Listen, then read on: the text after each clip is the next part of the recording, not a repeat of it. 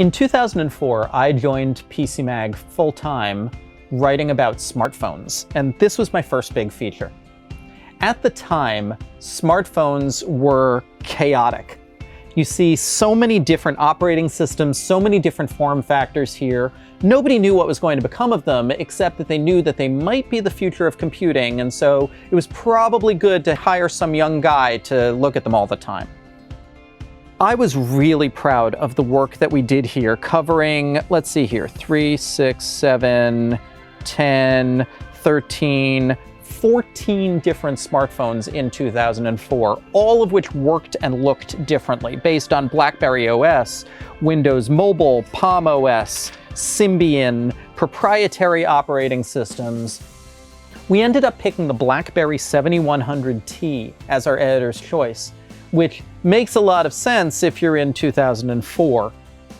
Smartphones at the time were really about messaging. If you look at these phones, the keypads and how the physical keyboards work are so important to the operation of the phone. What you got in a smartphone was a phone that also did email.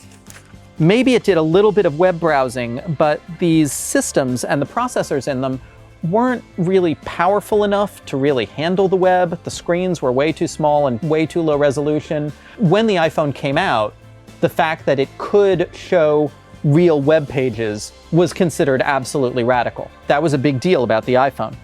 We were very focused on the messaging capabilities here, on the quality of the keyboards, on whether the internet connections worked at all, and of course on figuring out how to benchmark test these things.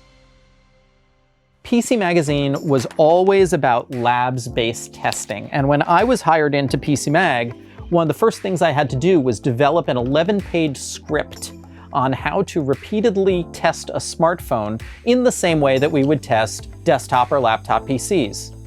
I had to put lists of tests with checkboxes and little lines to fill in the results. It was printed out on paper. We would fill out the paper form every time we reviewed a phone.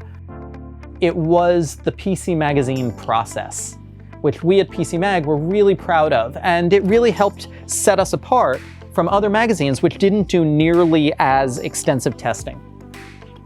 Now, the world of testing and reviewing smartphones has become very different since 2004. There's a lot more people out there reviewing them in a lot of different ways, and I'm happy about that. I have a certain perspective.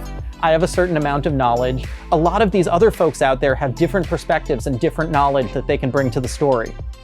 I'm so proud of being able to put together this feature in 2004.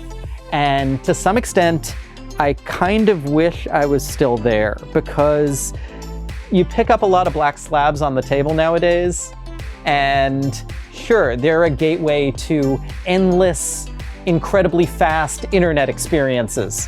But do you have anything around where you can play with that looks like this?